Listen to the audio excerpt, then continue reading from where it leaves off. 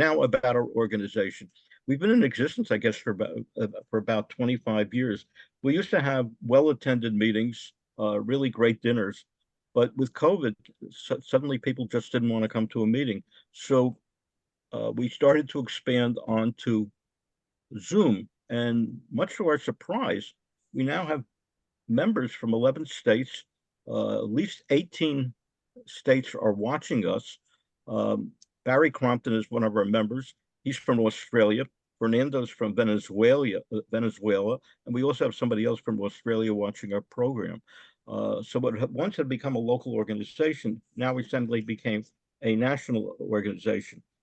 We have, over the years, our speakers have included two Pulitzer Prize winners, James McPherson, who wrote the Battle Cry of Freedom, and we have also had Eric Foner on Reconstruction. We would have had a third one, but Edward Larson, but that stopped because of COVID. He was turned away. Other speakers have included James Bud Robertson, great Jackson biographer, Craig Simons. We've had two of our governors speak at our dinners, one Governor Kane and the other Governor Whitman through that. The Lincoln scholar Michael Burlingame has written a 2-volume. He was one of our speakers. We also every year we have a legal presentation presented by, over the years, judges and attorneys who are members of our roundtable. So I'm throwing an offer out now for any attorney and wants to be considered. Jay Maloney is on. Our programs are given at a high level. This is not. To give you a rough idea what a high level was, 2 years ago, Jay Maloney and Thomas Hilder were asked to give it for continuing legal education for attorneys. That's the caliber of this lecture. Now, if you're an attorney and you want to be invited to be, just get a hold of me, and we only ask that you become a member. Our membership dues are $39, and the question is, why $39? Of course, everybody pays $40, and they think they paid it. So we should make it 39, and they do. The other thing, we're not a fundraising organization. We are a 501c3. And what I really think was really great was part of the people who are watching our program. I don't ask you to become a member, but they said to me, Rich, we're watching your program. It's only fair if we support you. And money started coming in from, what do we have to do? I said, send money. And they did. And that's how our membership grew. And mostly, I think we had mostly out of state from now on. But that becomes the exciting part. People really have an obligation here. If I didn't mention before, color bearer level on Battlefield Trust. We have a book group that meets, and that is only for members. Our lectures are Judge Harper is the moderator of our programs, prepares an extensive list of questions, and is basically on a seminar level. And we invite our people who don't want to participate or don't feel confident about it, just to audit it. So we have a group of people who just listen in and audit to our program, but the discussions are great. For all of you who are not familiar, every state has, it's called Student History Day. Students from all over the United States, Virgin Islands, Puerto Rico, etc., participate, with the winners going on to the University of Maryland. Over 500,000 students throughout the United States will be a participant in this. A number of our students over the years have really come in fairly high or very high in this national rating. To give you a rough idea, if you're not familiar, nobody ever heard of it, but in New Jersey, for the finals at William Patterson University, in the auditorium that holds 967 participants, over 1,000 people will be in there. They will be standing at the end of the day. And if you're not familiar, just Google History Day for your state and see how you could participate. These are students you never hear of. These are the great students who don't make the paper, but go on to college. Of course, they keep in touch with me periodically, and I'll really see how well they're doing. Just a fast story. One of our students who gave a presentation one year, the applause was so long that I had to apologize to the speaker. Like, the opening act is better than you are. A few years ago, I met her she was interning at Franklin Roosevelt's Hyde Park. And I said, Allison, how did you do at the finals? University of Maryland saw what she did, gave her a 4-year scholarship. So that's the caliber of students we're dealing with. And I encourage you, for somewhere along the line, to do that. Okay, that was my commercial. Now, for Professor Lurie. Professor Lurie has been speaking in front of our organization probably 12 or 13 years on Abraham Lincoln. And each of his lectures are different, which is amazing. When you think about it, Abraham Lincoln is unique, is somebody who really unique. Even in today's paper, there was a book review called "The Manner of Debate: Course of the Union" about Lincoln and Douglas. So this goes on, and every year these lectures are different, and we're attracting a nice crowd to listen to it. The other thing we're going to be doing, and with I'm surprising Professor Lurie, next year, putting it down for another series of from programs. That's where we're coming from. So when I wrote the Abraham Lincoln lectures, people started, and right now, maybe you're right. We do have 117 people that are on right now. So I'm a little excited. Professor Lurie, and I wrote all this good stuff down. I have to read it. He was a Rutgers professor. He taught, oh God, I got to read my handwriting here. Constitutional law, law itself, literature, American political history. He's a sought after speaker, and he speaks on a whole host of subjects, and I've attended this wide variety of subjects. He's also married. If anybody's from the library, pay attention to this one. He's married to Maxine Lurie, who's a co-editor of the Encyclopedia of New Jersey, and every library has books of her, and she's a constant speaker. So that's where we're coming from on this. And now I introduce Professor Lurie. You're on. Glad to be back with you folks.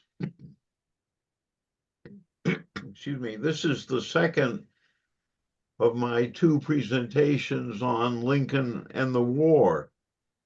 I want to talk tonight about Lincoln's maturation during the war. And I will argue that he matured as a war leader literally because he had no choice in the matter. And I'd like to put how Lincoln changed from 1862 to 1865 in the context of one of Lincoln's fellow abolitionists, although Lincoln was very hesitant to call himself an abolitionist until much later in the conflict. But I'm referring to John Brown, who was no friend of Lincoln. I don't even know if they ever met. But I want to link John Brown and his militancy to Lincoln's maturation as a war leader. That's what I'm going to be focusing on tonight. First, let me give you a little bit of background about John Brown. He lived for only 59 years. He was born in 1800, and he was executed by the state of Virginia in 1859 on the eve of the Civil War. Apparently, Brown was a failure at every career he tried. He married at the age of 20. He had 6 children with his first wife, who later died in childbirth. In less than a year, Brown had remarried to a 16-year-old daughter of a local blacksmith. And Mary Brown, in turn, would give birth to 13 more children, making a grand total of at least 19 offspring in the Brown family. And as his family expanded, so did the number of his business failures. At one point, he had 15 ventures that all failed in 5 different states. And as his businesses failed, went down, his interest and attraction to abolition became almost fanatical. In fact, by the end of his life, you might say it was fanatical.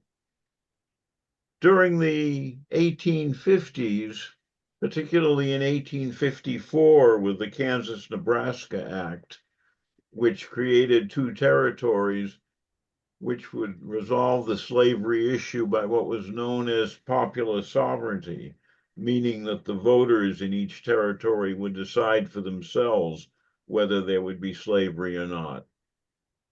It was a very controversial statute and ended up with pro-Southern raids on Lawrence, Kansas, the assault on Senator Charles Sumner in 1856 on the floor of the Senate, the Potawatomi massacre, where John Brown and several of his sons picked 5 pro-slavery settlers and arbitrarily executed them.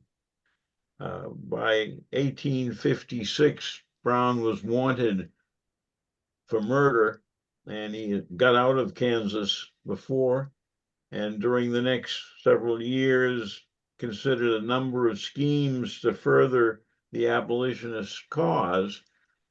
And by 1858, 1859, he had come up with the most significant of his schemes, the last one of his life, the ill-conceived, ill-planned, poorly executed raid on the Federal Armory and Arsenal in Harper's Ferry, Virginia, on October 17th, 1859. It ended one day later with John Brown wounded, a number of his followers dead, all of them under arrest, charged with murder and treason against Virginia, literally giving the accused more than enough rope to hang himself. Virginia's governor allowed Brown to have numerous visitors, write letters, give a number of interviews, and he willingly did so. And Brown made it crystal clear that his raid was intended only to free the surrounding slaves by giving them weapons taken from the arsenal. He assumed that thus encouraged they would rise up in rebellion against their owners, setting in motion what Brown confidently believed would be a domino effect spreading throughout the slave South. Slavery, as it were, would implode from within. Of course, it never happened, as we all well know. And in a real sense, Brown welcomed what he knowingly faced, that is, imminent trial and execution. His interest was in future events, emphasizing his failed effort to free the slaves. He advised to the South in one statement, quote, "You had better, all you people of the South, prepare yourself for a settlement of this question that must come up for settlement sooner than you are prepared for it. You may dispose of me very easily. I'm nearly disposed of now. But this question is still to be settled. The Negro question, I mean, the end of which is not yet," unquote. Yes, Brown had been foiled and defeated and captured at Harper's Ferry, but as he wrote to his wife, quote, "I can recover all the lost capital occasioned by that disaster by only hanging a few moments by the neck, and I feel quite determined to make the utmost possible out of a defeat," unquote. In a very real sense, he did. Now, his trial lasted for 4 days, and the jury deliberated for less than an hour. And awaiting sentence, which he knew was imminent and unavoidable, he spoke to the court before he was sentenced to death. He said, quote, "If it is deemed necessary that I should forfeit my life for the furtherance of the ends of justice and mingle my blood with the blood of millions in the slave country whose rights are disregarded by wicked, cruel, and unjust enactments, I say, let it be done," unquote. And so it was.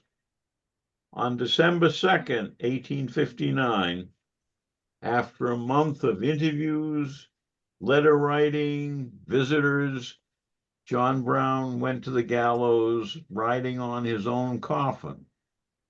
But before he mounted the steps, he passed a note to one of the guards escorting him. And the words of the note are of special interest to us as we talk about Lincoln.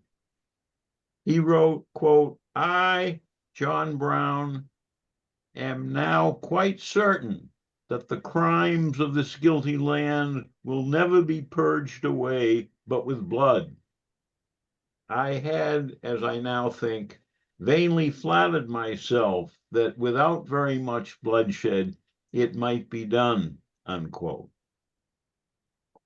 Now, what Brown predicted here is not that slavery and all its accoutrements would be ended only by bloodshed, but rather that a great deal of bloodshed would be required to accomplish this. He had vainly flattered himself, as he wrote, that without much killing, slavery might end. But now, even as he awaited the noose, he confessed he had been wrong. Of course, he could not know that 4 years of carnage with more than 500,000 dead lay ahead for the United States. Meanwhile, where was Abraham Lincoln? By 1858, like John Brown, Lincoln assumed that the current status quo of half slave and half free could not continue. Inevitably, as he said in a very famous speech, it will all become all one thing or all the other. But Lincoln realized that slavery could never be reestablished in the North. Therefore, although he didn't say publicly in 1858, he assumed that slavery was on the road to ultimate extinction. The only unknowns were how and when. Along with his fellow Republicans, Lincoln distanced himself from John Brown's conduct. He sympathized with John Brown's motivation, but deplored his methodology. It reminded Lincoln said, quote, "of the many attempts related in history at the assassination of kings and emperors. An enthusiast broods over the oppression of a people till he fancies himself commissioned to liberate them. He ventures the attempt, which ends in little else than his own execution." Meanwhile, the election came and went, followed by the secession of a number of southern states. Even as Lincoln prepared to take the oath of office under conditions unique in our history, he may well have recalled John Brown in the context of force and bloodshed, because he mentioned both of them, he mentioned both force and bloodshed in his inaugural address.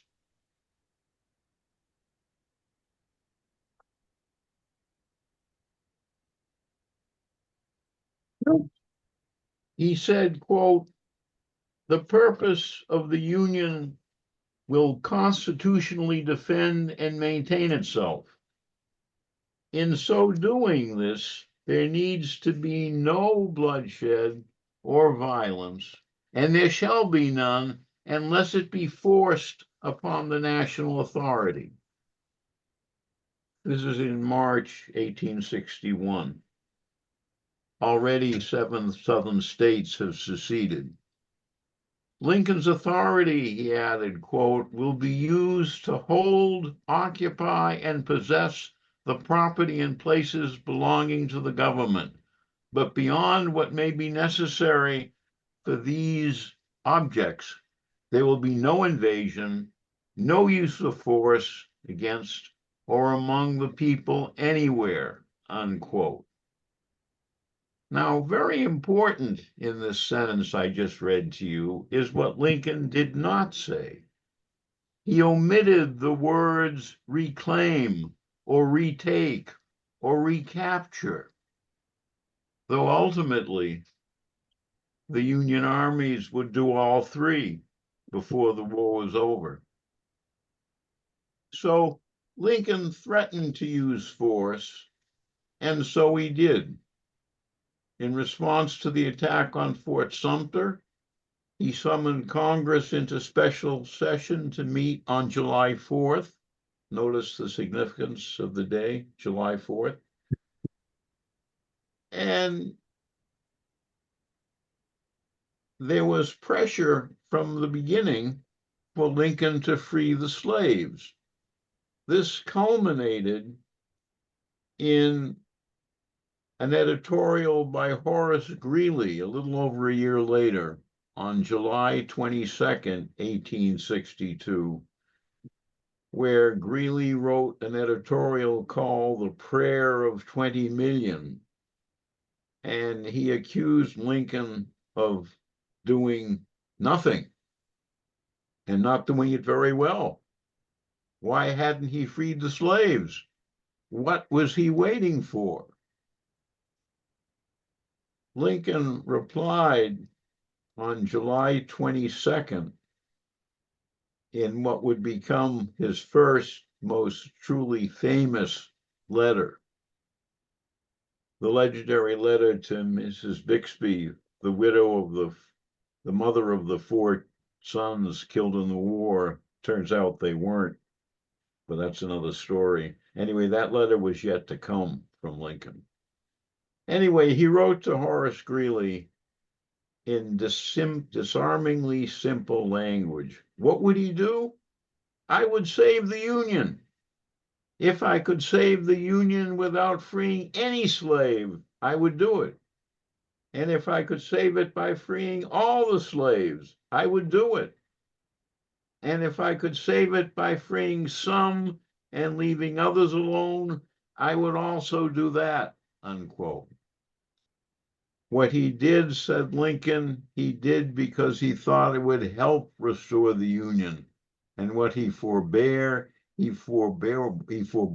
because he thought it would hurt the Union. But Lincoln was less than candid in his reply to Greeley, which caused national interest. Greeley promptly put it on the front page of the Herald Tribune. But Lincoln was less than candid, because even as he wrote this very famous reply, he had already prepared a draft of the Emancipation Proclamation. It was the preliminary Emancipation Proclamation, which in fact did exactly what Lincoln had talked about. If he could free some slaves without freeing others, he would do it. The preliminary proclamation not only freed some of the slaves, but it linked the twin goals of union and emancipation in an unbreakable embrace. After 1862, you could not have one without the other. You could not save the Union without freeing slaves, and you could not free slaves until the Union had been restored. So the Civil War became a war of two objectives. Now, why didn't Lincoln say anything about the preliminary Emancipation Proclamation in his letter? Or why didn't he mention it? He was waiting for an opportune moment to issue it. And those of you who are military historians know that from 1861 to the summer of 1862, the Union victories were few and far between. Before it was all over, Lincoln would go through 4 commanding generals before he finally found the one who he stuck with until the end of the war, that of course being Ulysses Grant. But he was waiting for an opportune moment to issue the PEP, And it came after the Battle of Antietam in Maryland on September 17th. This was an all-day battle. It was the bloodiest battle in American history. It represented the furthest northern point the Confederate Army reached in the war. Antietam, Maryland. Gettysburg was fought over a 3-day period in 1863 in Pennsylvania, west of Maryland. Now, Rich Rosenthal mentioned James McPherson, one of our most distinguished Civil War historians. One of his outstanding books is on Antietam, which he called the turning point in the Civil War. He also called it the bloodiest battle in American history. And if you look at the statistics, it was. The number of casualties on that single day in September was, quote, 4 times greater than American casualties on D-Day, June 6, 1944, at Normandy, unquote. 4 times greater. Horrific though they remain, we all remember the attack on the Twin Towers, but the number of fatalities suffered in the 9/11 terrorist attacks represent less than half of the approximately 6,400 soldiers killed in Antietam, as well as the 15,000 wounded who survived, but many of whom would never walk again on 2 legs or work with 2 arms. Now, much of McPherson's book doesn't include his description of Antietam. Rather, he uses the words of eyewitnesses, survivors of the battle, observers of the battle, and their words remain gripping. For 4 miles in length and nearly half a mile in width, one observer wrote, the ground is strewn with hats, caps, clothing, canteens, knapsacks, shell, and shot. Visit a battlefield, he wrote, and see what a victory costs, unquote. In October 1862, Alexander Gardner's Antietam photographs were displayed in Matthew Brady's New York City photo gallery. New York City, of course, was very, very far from the actual battlefields of the Civil War.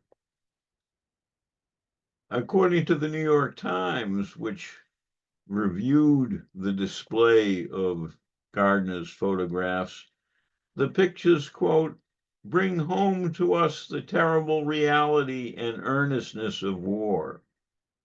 But there's one side of the picture that has escaped photographic skill. It's the background of widows and orphans. Homes have been made desolate, and the light of life in thousands of hearts has been quenched forever. All of this desolation, imagination must paint. Broken hearts cannot be photographed, unquote. But perhaps a surgeon from New England who visited Antietam weeks after the battle put it best. He wrote, quote, to the feeling man, this war is truly a tragedy. But to the thinking man, it must appear a madness. We win a great victory. It goes through the country. The masses rejoice. But if all could see the thousands of poor, suffering, dying men, their rejoicing would turn to weeping. I pray God may stop such infernal work, though perhaps he has sent it upon us for our sins. Great indeed must have been our sins, if such is our punishment, unquote. You might remember that because toward the end of my talk, I will come back to it because Lincoln would say exactly the same thing. Now, we don't know how Lincoln reacted to Antietam. We don't know if he saw the Gardner photographs. We don't know if he talked to any of the survivors who flooded Washington. But we do know that after the battle, Lincoln's writings took a turn. They became more eloquent, they became more determined, and his maturation as a war leader begins after the Battle of Antietam. Now, look, for example, at the last quote I gave you from the man who wrote, "Great indeed must have been our sins, if such is our punishment." Look at Lincoln's final great message. That is his second inaugural address. No one knew it at the time, but he had barely a few weeks to live. And he wrote in his second inaugural address, quote, "Fondly do we hope, fervently do we pray that this mighty scourge of war may speedily pass away. But," he added, and I'm paraphrasing Lincoln's words, "if God wills that it continue until the last drop of blood shed by the lash is matched by that inflicted with the sword, so be it." Now, another way Antietam affected Lincoln was in his awareness that the war would be long and that, as Antietam showed, it would be very, very bloody and costly in terms of human life. In his message to Congress in 1862, he pointed for the first time to a new need to think differently about how we would fight the war. He wrote, "The dogmas of the quiet past are inadequate to the stormy present. The occasion is piled high with difficulty, and we must rise to the occasion. As our case is new, so we must think anew and act anew. We must disenthrall ourselves, and then we shall save our country." Now, that's tucked into his message to Congress in 1862. And the congressman who listened to it being read by a clerk, no president addressed Congress in person after Thomas Jefferson's fiasco until Woodrow Wilson. That was more than a century later. But at the end of this incredible message to Congress is another insight into the point I'm making, that Lincoln had changed his attitude. "Fellow citizens," he wrote, "we cannot escape history. We of this Congress and this administration will be remembered in spite of ourselves. No personal significance or insignificance can spare one or another of us. The fiery trial through which we pass will light us down in honor or dishonor to the latest generation. We say we are for the Union. The world will not forget that we say this. We know how to save the Union. The world knows that we know. We, even we here, hold the power and bear the responsibility." For the first time in a public statement, Lincoln referred to freeing the slaves.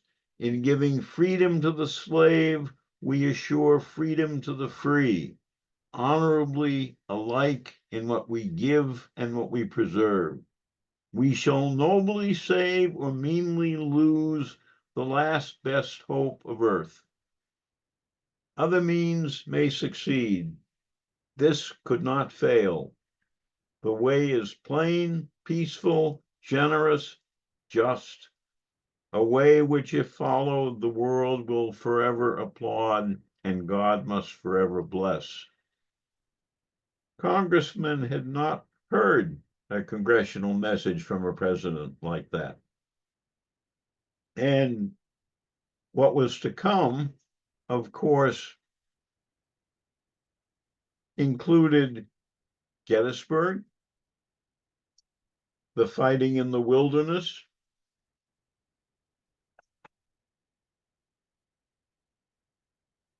and one suspects that Lincoln, with Antietam, became committed to fighting the war to a finish.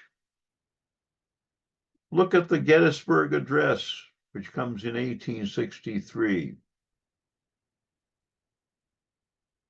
Gettysburg Address is probably much more famous than his message to Congress, but I would say that the message to Congress in 1862 and his last message to Congress in 1864 are remarkable examples of Lincoln's maturation as a war leader.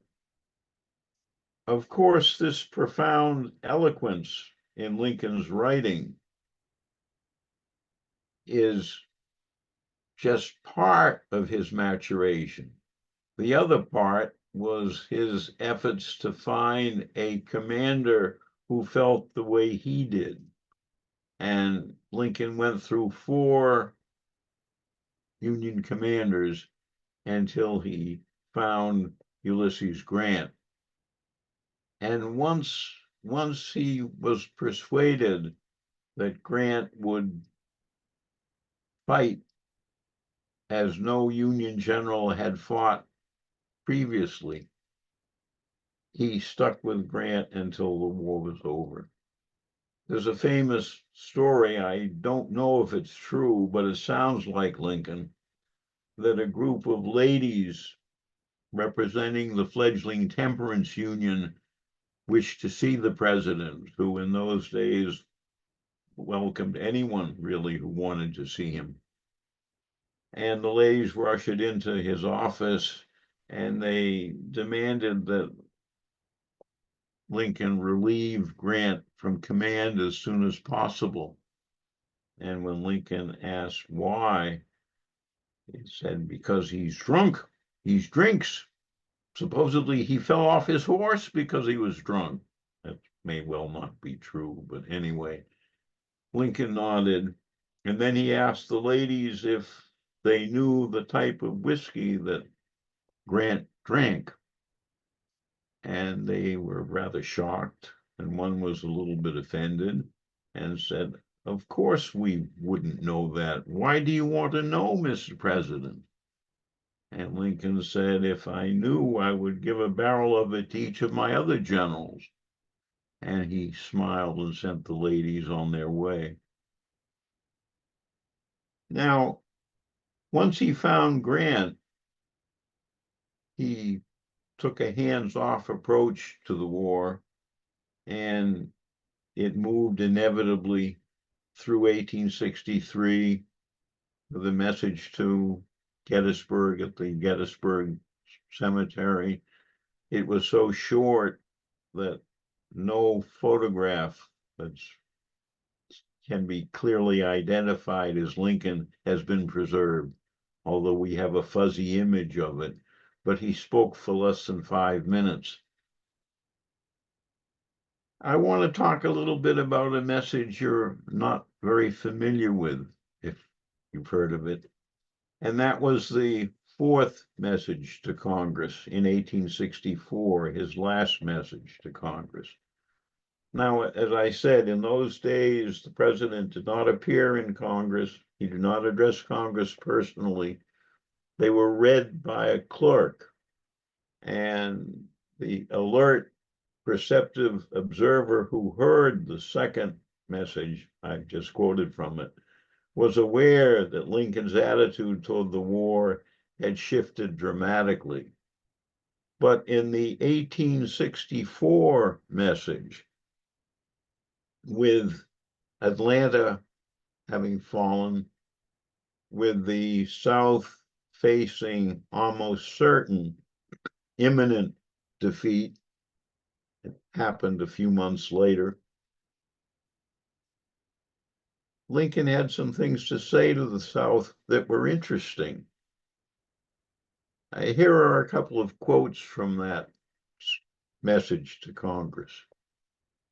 He said, "The recent election has exhibited another fact not less valuable to be known, the fact that we do not approach exhaustion in the most important branch of national resources, that of living men.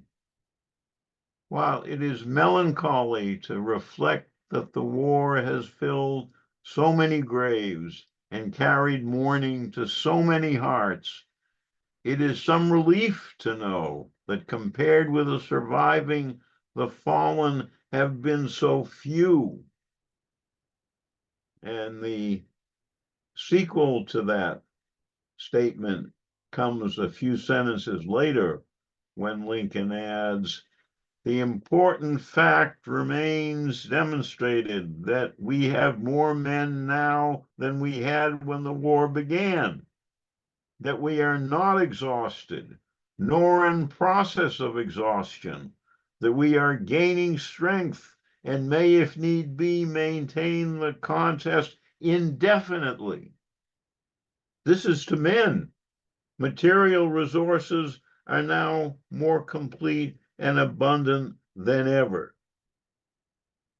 Now, imagine yourself as a Southerner in 1864, aware that Lee's troops lack shoes, aware that many of them are not starving, but not eating very well, that the Confederate Army is rapidly losing ammunition sources, that the economy of the South is in shambles. The Southern blockade that Lincoln proclaimed, as I said in my earlier lecture a month ago, by 1864 has been devastatingly effective in the South. Lincoln adds, "The national resources then are unexhausted, and as we believe, inexhaustible. The public purpose to reestablish and maintain the national authority is unchanged, and as we believe, unchangeable," unquote. So how do you think the Southern Confederate leaders, if they were interested in negotiating with Lincoln, if they were trying to see what sort of deal they could work out, would feel by reading this? That is the use of the president's message to Congress that set forth pretty clearly Lincoln's ruthless objectivity as a mature commander-in-chief of the Union Army. Now let me point to another example. This was his final message to Congress, his final great public statement. It wasn't his last public statement, but it was his most famous public statement. And this was his second inaugural, which was in March 4th, 1865. He had barely a month left of his life. And again, the inaugural was very short. He mentioned that at the beginning of it, he said, the progress of our arms, upon which all else chiefly depends, has been reasonably satisfactory and encouraging to us all. The progress of our arms, upon which all else chiefly depends. Lincoln was referring to Grant and the Union Army and what they were doing. And he went on that both sides deprecated war, but one of them would make war rather than let the nation survive, and the other would accept war rather than let it perish. And the war came. And then he talked about the war. And he talked about the similarities in background between the Union Army and the Confederate Army. And he mentioned, as I said earlier, he mentioned, hearkening back to John Brown, that if it is God's will that the bloodshed incurred in hundreds of years of slavery shall not be considered paid until every drop of blood has been paid by another drawn by the sword. So Lincoln said, it must be said that the judgments of the Lord are true and righteous altogether. It's exactly what John Brown had said. And then the famous final sentence of the speech, which I think people miss its real significance. He said, with malice toward none, with charity for all, with firmness in the right as God gives us to see the right, let us strive on to finish the work we are in. What is the work we are in? The work we are in is beating the Confederate Army into the ground. So when Lincoln says, let us strive on to finish the work we are in, he means let's finish defeating the Confederate Army. Having said that, he immediately adds, to bind up the nation's wounds, to care for him who shall have won the battle, and for his widow, and for his orphan, to do all which may achieve and cherish a just and lasting peace among ourselves and with all nations. So by the end of his life, Lincoln had matured as an effective commander-in-chief who didn't hesitate to write to Grant on one occasion, you were right, I was wrong. I'm glad to admit it. And the same crisp understanding of what was at stake had become clear to Lincoln ever since Antietam, when Grant's closest friend in the Army, William Sherman, who was the commander of the Union troops in the South that fought Atlanta and took Atlanta and then marched the famous March to the Sea through Georgia. When a friend told Sheridan that he thought surrender was imminent on the part of Lee, if the thing is pressed, he said, Lee will surrender. Sheridan sent that to Grant, who immediately telegraphed it to Lincoln. And Lincoln replied, I mentioned this a month ago, in 5 words, let the thing be pressed, unquote. No emphasis on negotiation, no emphasis on charity, et cetera, et cetera. Let the thing be pressed. So my argument tonight has been to try to show you that Lincoln was transformed as the war transformed the country. He emerged and started as one devoted to saving the Union. He transformed that into saving the Union and freeing the slaves. And as I mentioned a month ago, all sorts of other things were happening during this time, which we don't have time to go into, as the country expanded and as the West began to develop. So if we don't know, it's frustrating, because Lincoln was very close to the vest in terms of long-range plans. We don't know what he considered Reconstruction's course should be. We know that he said something in the last speech he ever gave in his life on April 11th in response to a serenade, where he mentioned something to the audience that it might be appropriate to have intelligent blacks given the right to vote, and supposedly that John Wilkes Booth was in the audience that heard that last. There's a picture of him in the audience, and that may have been where he determined that he would do his best to assassinate Lincoln, but that's anyway. So that's what I wanted to do, to try to make the point that war transformed Lincoln into a very successful leader. And the last thing I'll say is that this comes at cost. If you look at Lincoln's photograph in 1861 and look at the last photograph in 1865, you'll see the cost of leading a war. You can do the same thing with Franklin Roosevelt in 1935 and look at him in 1945 in the last month of his life, and you'll see what the cost of war is in terms of health. Anyway, that's a different matter.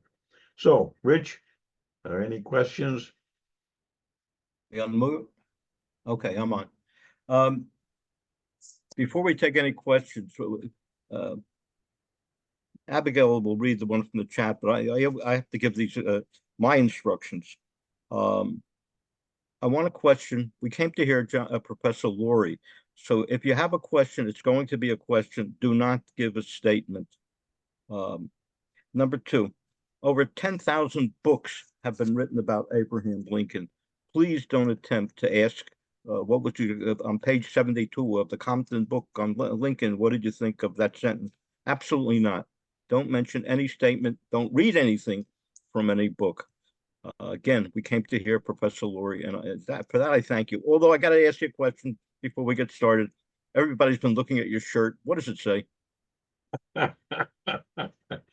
My son is a professor of East Asian Studies at Columbia, and he did some of his graduate work at this university in Japan. And he presented to me with the T-shirt. Yeah, but I what does think it say? it's Osaka University. But Okay. Okay. Thank you. Abigail, read the question from the chat room first, okay? Okay, just one second, please.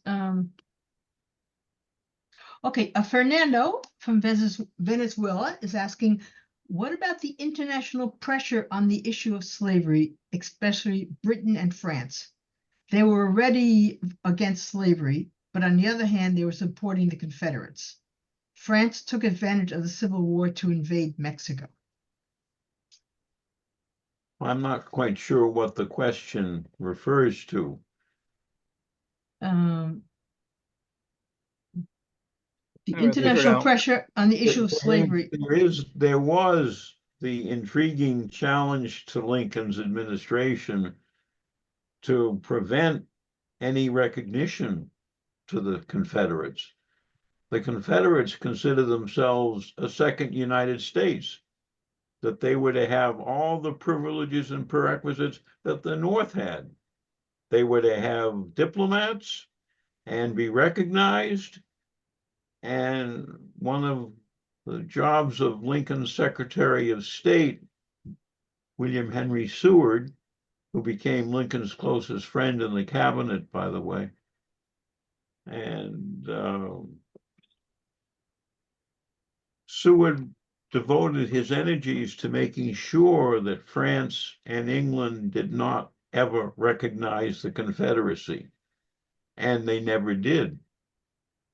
Now, exactly why is a matter of some debate, but essentially it was not in the interests either of France and England to antagonize the United States, especially as the war went on and the North got stronger and stronger and the South got progressively weaker.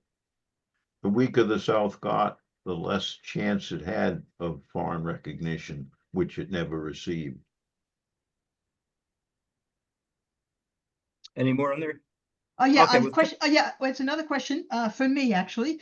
Um, when you mentioned John Brown and all his children, I was just wondering how his widow managed to support them, given that before his death he failed in all his businesses, and afterwards, he wasn't around to support them. We don't have the faintest idea. A number of his sons participated with him in the raid in Kansas and were killed. I don't know what happened to the rest of them, but it's an intriguing story. And you can also read about the emergence of the marching song, John Brown's Body, which became one of the most popular songs the Union troops marched to, and Lincoln heard it. That may be why he was aware of Brown throughout the war. Okay, we have another question from Monheimer. What role did Mary Lincoln play in her husband's transformation in becoming more aggressive as a wartime leader? That's a good question, if only because I can't give you the answer. For historians, that's always the type of question you want, because you can say right up front, I don't know. Okay. Lincoln's wife was not politically astute, and she, as far as we know, she did not interfere or offer advice to her husband, who may, for all we know, may have asked for it occasionally. We just don't know. We know that Mary Todd Lincoln was an unstable, harried woman with all sorts of demons, of which her husband was well aware. But how that affected his political actions as commander-in-chief and president, we don't know. Okay, Bernard Brill says, I've heard that there was a practical reason for freeing the slaves because Lincoln needed them for the Union Army service. As a matter of fact, there's some validity to that point. Both sides by 1864 had adopted conscription. The Union had adopted it first. The Confederacy denounced it, only to adopt it itself later. And the idea of letting the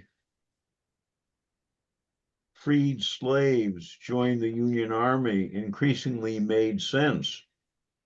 And thousands of them ultimately did. I do not believe that there were anything like that number in the Southern armies, where there was much more hostility to the idea of slaves holding weapons next to you in the military. But in the Union, the Union Army made use of thousands of ex-slaves. Okay, thank you. Next, Jay Maloney is asking if you can address Lincoln's decision to call up the troops unilaterally right after Fort Sumter. No other options appear to have been considered. This seems to be a key decision. It was a key decision, but actually at that point in time, Lincoln had a very, very small federal army. And he could only rely on the various militias from the states. And he called in his message to Congress on July 4th, 1861, he called for volunteers, and thousands of them volunteered in the first part of the war. But there was no federal army large enough to make a difference at the time. And each state throughout the war furnished their own numbers. And by the end of the war, of course, it was a huge Union Army. The Union Army by 1865 was the largest standing army in the world, although it didn't last that long after the war ended. But that shows you its transformation from 1861 to 1865. And the draft, it wasn't quite like our draft. You could buy a substitute, which was probably one of the only ways it would have passed the Congress in 1862, I think it was, or 1863. If you could buy your way out of the draft, and a number of people did. Others volunteered heavily, especially in the spring of 1861. If you're interested in legal history, one of our great justices of the Supreme Court was Oliver Wendell Holmes Jr. Well, Oliver Wendell Holmes Jr. volunteered right after he finished his last course at Harvard. In fact, he didn't even wait to receive his degree. He received it later, but he went into fight. And Holmes's recollections about the war transformed his later years as a justice of the Supreme Court, and you get senses of it in some of his famous letters and speeches and essays that he wrote. Okay, looks like I have one last comment about John Brown's wife from Emily. And she says that his wife and younger children traveled undercover on wagon trains headed west to Utah and California because the Confederates were looking for her to enact revenge for her husband's actions. That may be true. I don't know enough about it. I do know that John Brown's widow survived, and it is rather interesting how well she was treated by the authorities in Virginia, with her husband facing trial and imminent execution. They really went out of their way to be nice to her, which is rather interesting. Okay, Emily posted a link on Wait, Wikicy on okay. Facebook. One more question, last one. Jacqueline Mezziani is asking whether Lincoln's view on the Indian management also evolved. For instance, his approval to hang 39 natives from Moncaco in late 1862. And I guess that's the last question. I'm really not prepared to comment on that. Lincoln had some contact with Native American issues, but it really was not his main concern, especially after 1863-64. So I'm really not well equipped to answer that question. Okay, let me just, there was something on here. All our programs, including the talks by the individuals, are on YouTube. I can give it to you, but everybody will forget it. Apparently we have 2 YouTube channels. The one that has the most is us. But if you really want, it's youtube.com/@ NJCWRT. So all our programs are on YouTube now. And again, I want to thank everybody for attending, and Professor Lurie, again, thank you, and we will be in touch again.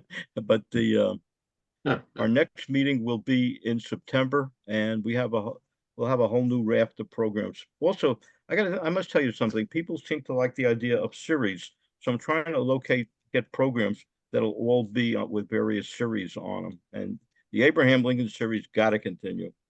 Got to continue. Abigail, you have anything, or I'll say good night to everybody now? And again, thank you for attending. No, that's it for everything. I'm sorry, there's one more question, but next time. All right, I'll take it. Okay. Thank you. Thank you, Professor Lurie. As usual, excellent talk. I'm going to end the meeting now. Okay. Okay, good night. Bye, everybody. Good night, people.